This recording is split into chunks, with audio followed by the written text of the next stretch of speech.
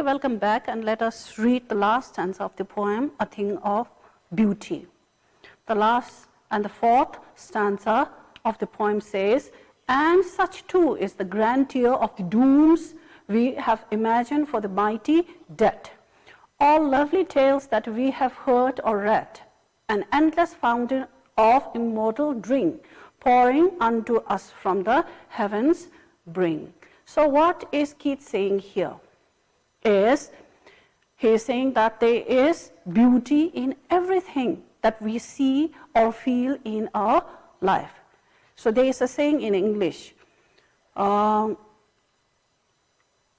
of you might have heard the saying that beauty lies in the eyes of the beholder. So it is the person who looks at the other thing that differentiates whether something is beautiful or ugly. So if you have a positive attitude and look at something positively, then there is always something positive and beautiful in everything around us. So Keats is also saying the same thing here. Let us look at the first line of this stanza. And such too is the grandeur of the dooms.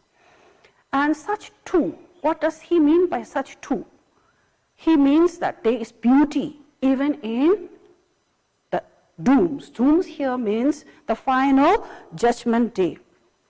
The day on which everyone will be judged for the actions that they have done in their lives. So it is the day on which death will receive what is due to them. Okay, so grandeur means magnificence or glorious. So what is he saying is there is beauty even in dooms. Dooms usually refer also to the end of the world. So how can we say that there is beauty even in dooms, or we have imagined for the mighty dead? Mighty dead again is a phrase that we need to pay attention to.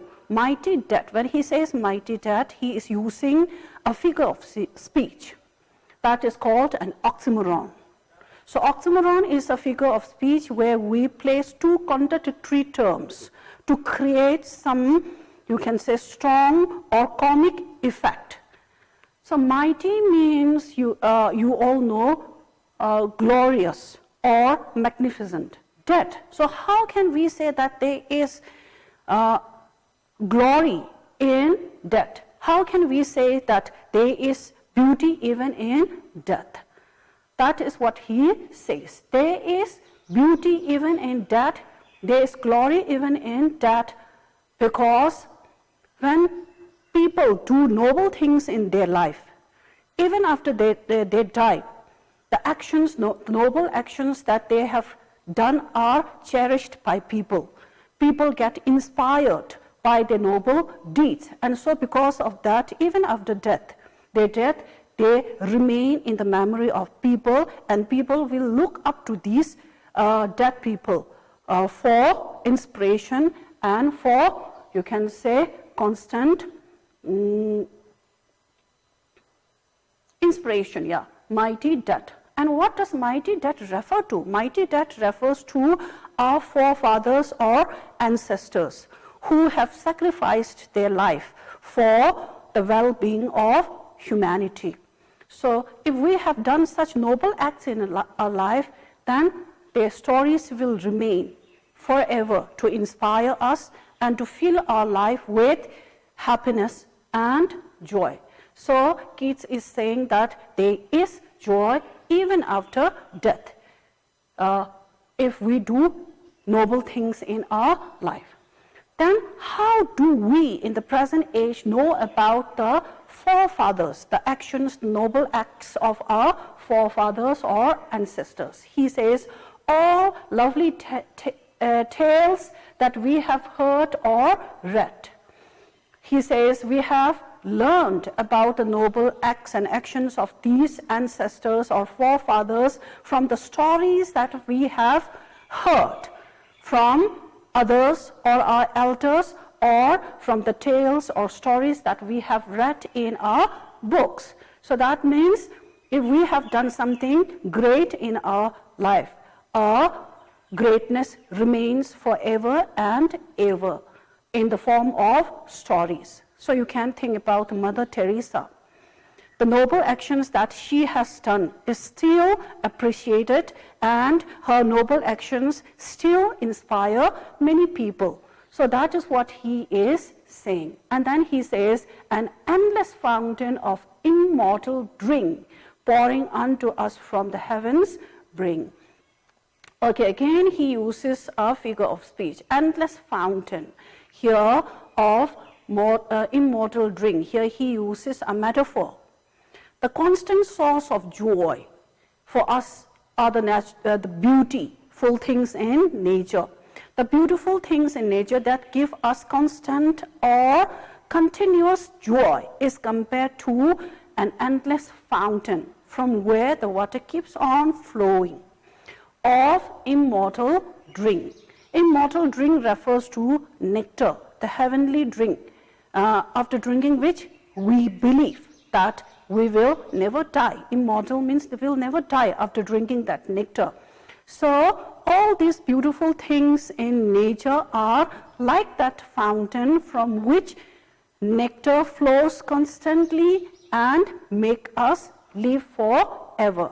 Pouring unto us from the heavens bring. Bring here means edge. So it is like that the beautiful things in nature pours, keeps on pouring joy and happiness into our life.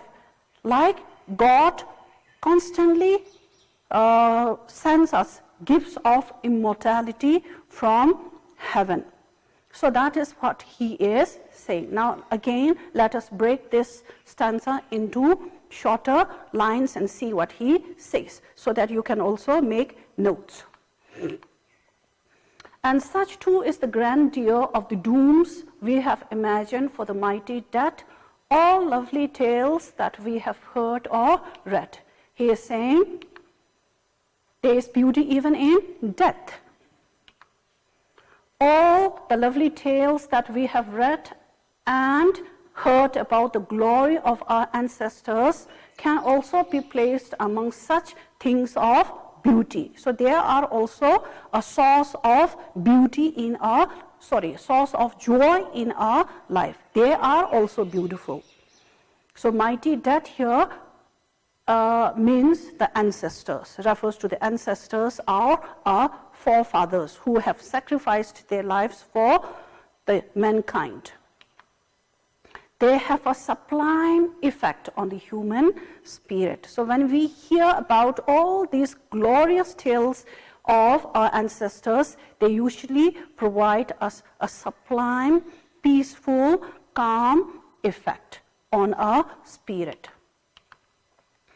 An endless fountain of immortal drink pouring unto us from the heavens brink means all beautiful things are like an endless fountain from the heavens sent by God himself. So it is like a constant gift that we receive from gods sent from heaven, so that mankind may enjoy these precious gifts forever, because they are immortal. They never fade away. They never decrease. They keep on increasing.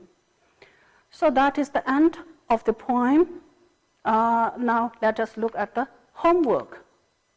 What is the thing of joy mentioned in this stanza, in the fourth stanza? What image does the poet use in these lines? So another thing that I want to remind is the poem is full of images and imageries. So you have to go through the poem again and try to find out what are those imageries that the poet has used. So imagery is a use of words that create mental picture. As soon as you read the lines, it creates some kind of picture in your mind. For example, if we look back here, all beautiful things are like an endless fountain. Endless fountain gives us the image of a fountain from which the water keeps on flowing or falling down. So that is a beautiful image. You also have to look and find other images. Okay, what is the effect of this immortal drink on us? Who are the mighty dead? How do we know about them? So answer these 4 questions to practice your writing. And with this, we come to the end of the beautiful and lovely poem, A Thing of Beauty. Thank you.